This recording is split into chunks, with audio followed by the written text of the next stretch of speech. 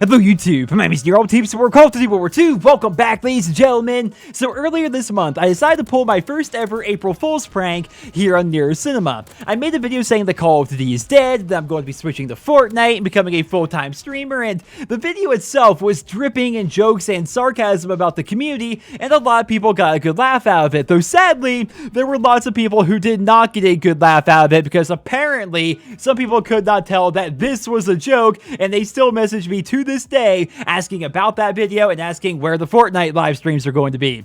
While most people have the good sense to know a joke when they see one, I did get a bunch of comments on that video asking what are my actual thoughts on Fortnite, and I think that's a legitimate question considering how popular the game is and how many Call of Duty YouTubers have jumped ship to go and play that game. Pun intended here, but legitimately that game is taking the world by storm right now, so I thought here in this video I would sit down, give you my actual thoughts on the game, and explain why Fortnite might be saving the Call of Duty franchise and why all Call of Duty fans should be happy that Fortnite is as popular as it is. So regarding the game itself, I said a while ago that it was my favorite of the Battle Royale genre. I've played H1Z1, I've played PUBG, but neither of those games really stuck for me. I found that Fortnite was a lot more fun, and it was partly due to the art style, it was partly due to the shooting mechanics, but I think a big reason why I like it more is because of how fast it is compared to the other ones, right? When you play PUBG, and maybe it's because I'm new, maybe it's because I'm a bad player, but I would land in PUBG, run around for what felt like an eternity, 5-10 minutes, and not see anybody until eventually I would die to a guy on a rooftop that I didn't even know was there, or maybe I would walk into a building and a guy with a shotgun would be there, and I would feel like I wasted all that time because I was basically running. It felt like a hiking simulator, whereas that really isn't the case when you're playing Fortnite, which is a reason why I think a lot of people like this game. They like how fast it is, they like that it's free, that's definitely a pretty big deal. They like the art style because it caters to people young and old, and I think that they really like the skill ceiling as well. I think it's pretty easy to just pretend that Fortnite is this cartoony shooter designed for children, and while I can agree with that to an extent, I can see where people are coming from. This game has an incredibly high skill ceiling because of the building mechanics and how the weapons work, right? So here in Call of Duty, Optic Scumpy can die to a terrible player. Like, a terrible player can kill the best player in the world a couple of times because that's how Call of Duty is designed. Like, even the best players in the world don't have a 5 KD, whereas in a game like Fortnite, the best players in the world, or even above average players, can have over a 10 kill death ratio, which is absolutely absurd. So they draw you in with the fact that the game is free, they draw you in with the art style and how fast it is and how pick up and play it is, but they keep you there because of that skill ceiling and the fact that if you put the time into this game to get good at it, you can dominate people in a way that you just can't dominate in other games that are out there.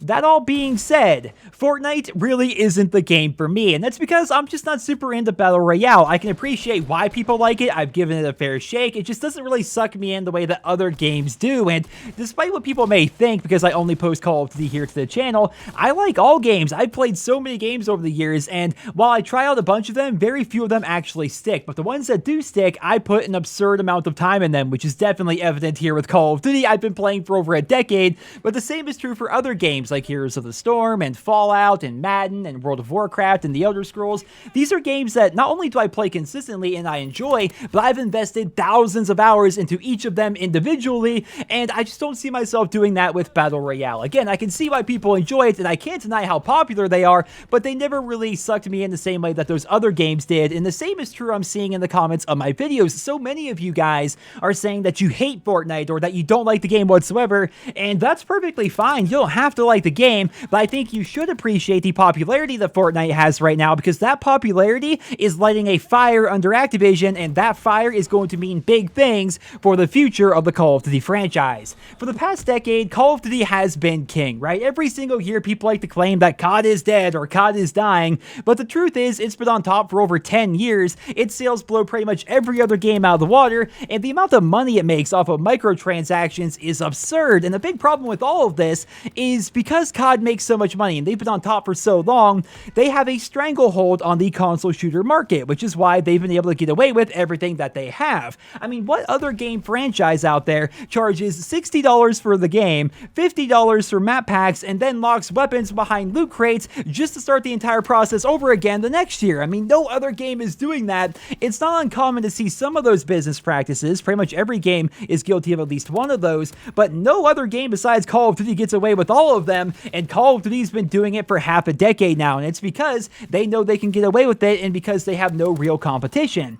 Well, now they finally have some competition. It started off with Overwatch, which is a wildly popular game. Now we have Fortnite, which might be the most popular game since Minecraft, maybe bigger than Minecraft. I'm not sure. That game is wild right now. Right around the corner is Red Dead 2, and Rockstar Games always hit it out of the park. We have more Battlefield games coming down the pipeline. There's a lot of competition, and that competition is lighting a fire under Activision. That's why here in Call of Duty World War II, we got the Division's overhaul. We have a new event every month. We have daily orders and daily contracts and all the things they've been doing.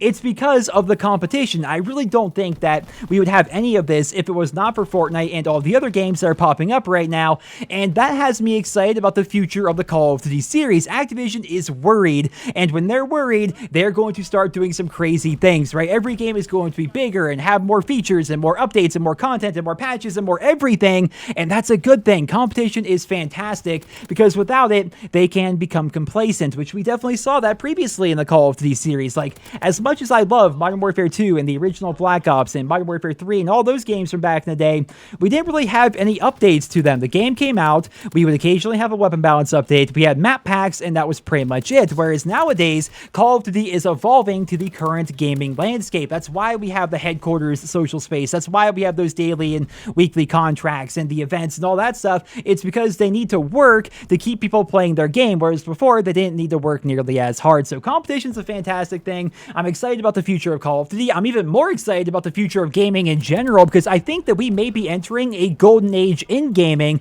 because we have a ton of popular games that are out right now. They're all fighting for your time and money, and we have even more games coming down the pipeline, which will also be fighting for your time and your money, which means they have to be as good as humanly possible with, again, more updates, more content, more events, more everything, and that sounds pretty freaking fantastic. So competition is always a good thing, ladies and gentlemen. You don't have to like Fortnite. You don't even have to play Fortnite, but you should be happy with how popular that game is because that means very good things for the future of the Call of Duty franchise. So ladies and gentlemen, that's all I have for you guys here in this video. I hope you enjoyed it. Leave your thoughts and feedback down there in the comment section below. And really quickly, do I think Fortnite is the COD killer? I don't think that it's the COD killer, guys. I mean, Fortnite is a great game. It's wildly popular right now, but it's so much different than Call of Duty that the two games can exist perfectly together in the same world. The same way that when Minecraft came out way back when, it was a wildly popular game, even more popular than COD. That didn't mean that it killed off Call of Duty. It's a completely different game and a completely different genre. So I think they can exist perfectly together in the same world, along with every other game that's going to be coming down the pipeline, which is why I say we may be entering a golden age in gaming. And the bar, at the very least, we can all agree, the bar has been raised, and therefore gaming in general is going to get pretty interesting over the course of the next couple of years. But ladies and gentlemen, that's all I have for you guys here today. I hope you enjoyed the video. Leave your thoughts and feedback down there in the comment section below, and I hope you guys all have a wonderful day.